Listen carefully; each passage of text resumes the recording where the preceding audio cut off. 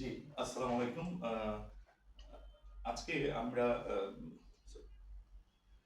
Nutrition and autism research সেন্টারে aspect mind, যেখানে আমরা কাজ করছি nutrition and autism diet therapy, মানে এএসডি। এটি আমাদের একটি খুব পপুলার কোর্স। আপনারা যারা প্রফেশনাল রয়েছেন বা এডুকেটর রয়েছেন বা যাদের অভিভাবক আছেন, যারা বা যাদের বাচ্চারা এই ধরনের সমস্যায় ভুগছেন, সে সমস্ত অভিভাবকদের জন্য, প্রফেশনালস এবং এডুকেটর যারা এখনো পড়াশোনা করছেন, তাদের জন্য আমাদের এই course nutrition and diet therapy for the ASD.